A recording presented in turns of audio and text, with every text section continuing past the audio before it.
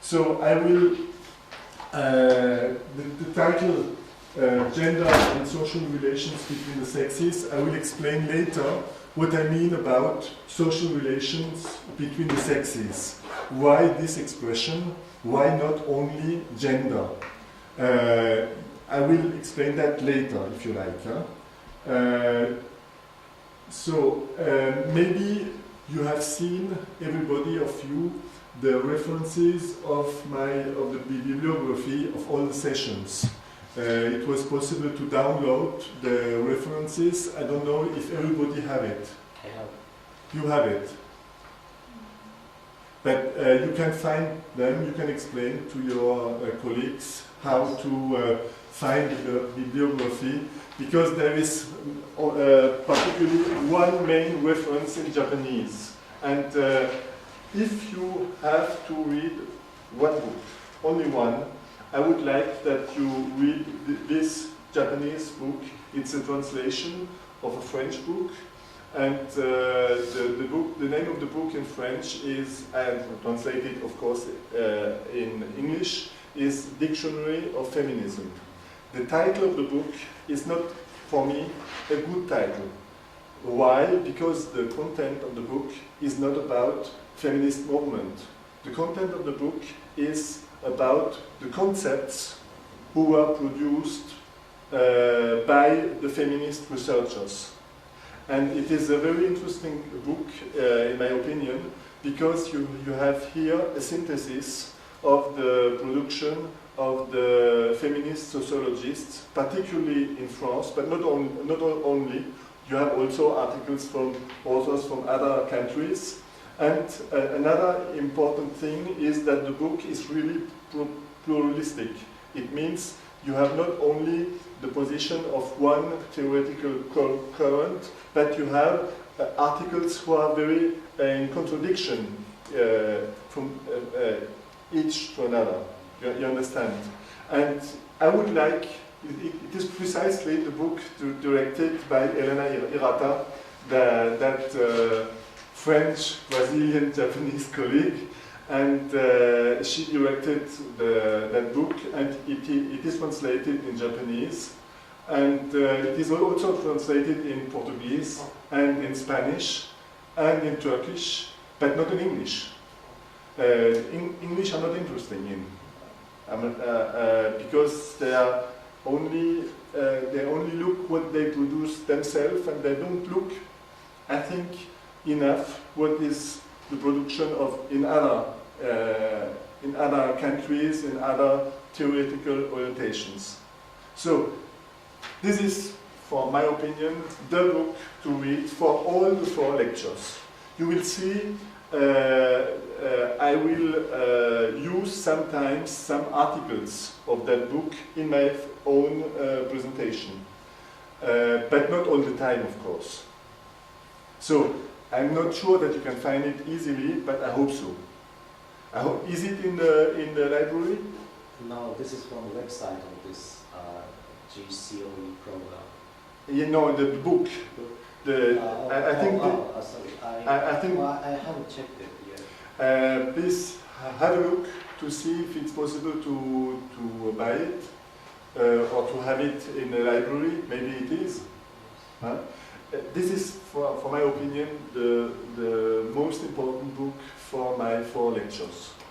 But there, I give you also other references. First, the references you can find completely or a part of it on internet.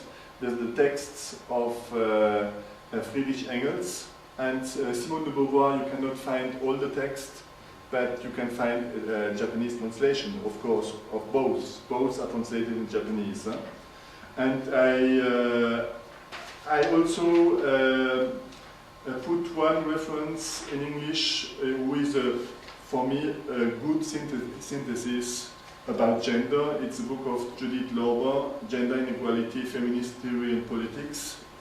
And 3 important texts from the researches about gender from different moments. Gail Rubin from 75, John Scott 88, John Acker 90, the small texts. Maybe you can find them, if not, it's not important. I also give you the reference of one reader. You can probably find it in the library. And the reference of two historical works, socio-historical works. You will see I will use in my lecture some socio-historical works because it is absolutely necessary to historicize the social things in general. And particularly if you want to present theoretical work, you have to insist about the context of the production of that theoretical work. You can not only stay with the text without the context. So you will see, I will insist on the context. Is it clear? So, then I will continue. First, in the introduction, I want to insist on 3 points. The first point is the importance of the concept of social relations for social sciences. The concept of social relation is not very often used. Even you can find some dictionary of sociology where you cannot find the entry social relation. In my orientation, the concept of social relation is very important. You will see later why. In German, the concept is soziale Verhältnisse. In French, rapports sociaux. Why do I present the German concept and the French concept? Because in French and in German, we have 2 different concepts when in English or in Portuguese or in Spanish, we have only one concept. Social relation in English or relación social in Spanish, you have only one concept for 2 different meanings. And the 2 different meanings, we have 2 different concepts in French and 2 different concepts in German. For instance, in German, soziale Verhältnisse and soziale Beziehungen. Soziale Beziehungen is to insist on interpersonal relations. Soziale Verhältnisse, it is much more general, much more macro. You understand? And in French, we have the same, rapports sociaux and relations sociales. But in other languages, you have only one expression for the 2 meanings. Is it okay? In Japanese, of course, I don't know. You have to find out what's a good translation, but probably we'll find it in the dictionary I told before. So, this concept, social relations, or in plural or in singular, it's the same. Huh? This concept focuses on those on social constraints, it's meaning on domination, but also, in the same time, on social practices, it means on social processes. So, I have to insist on that. The concept of social relations is not only a structural concept. It's a concept who includes the domination, but also the social practices of the social subjects. You understand that?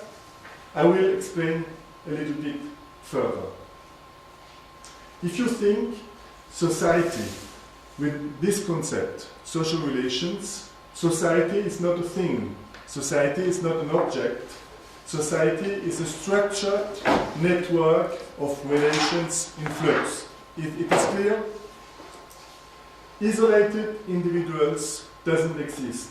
Only exists practical activity of the sensuous being of the human subject. More generally, this concept, social relations, indeed gives us the possibility, first, to avoid all social objects.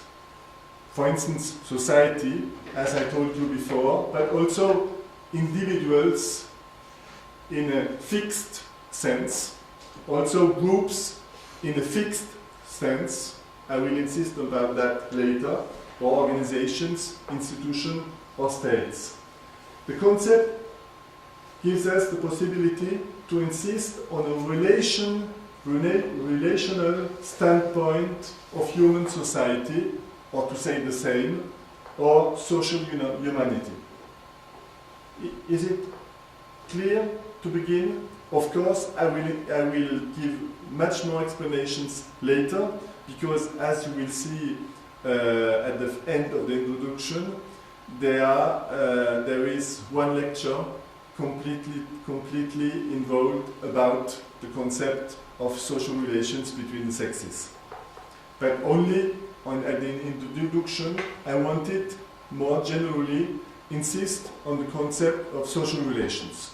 Is it okay? The concept of social relation was first developed by Marx, but also by generations of sociologists for the analysis of social classes.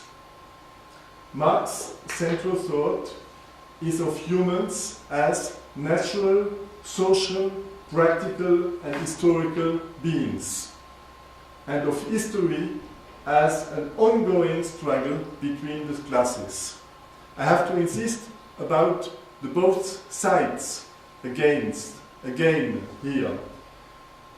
One side is humans as natural, social, practical, and historical beings, and on the other side, at the same time, history as an ongoing struggle between the classes.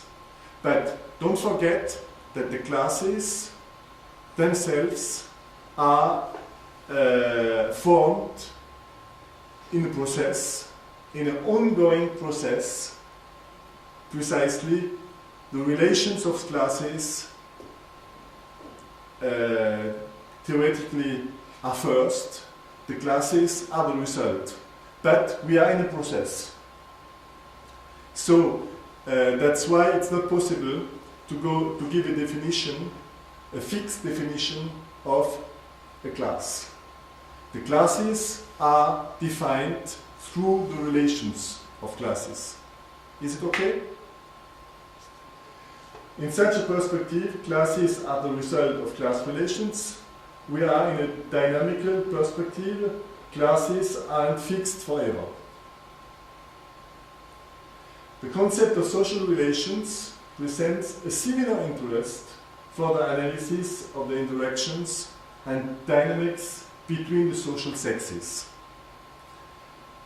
In opposition, in spite of the systematic use of a fixed sex variable, you can find this in all demographic works, for instance, but also in a lot of other investigations. It means the concept of social relations between the sexes. In the concept itself, the sexes are not fixed. The sexes are in an ongoing process of changing. It depends precisely on the relations between the sexes. And you cannot think the sexes as a fixed sex variable. Is it clear, thus? So, this is the first moment of the introduction, a little bit difficult, a little bit theoretical, to insist on the concept of social relations. On the two other points of the introduction, quite different. I want to insist on the fact that there are many women who contributed to the emergence of feminism and to the emergence later of feminist social science.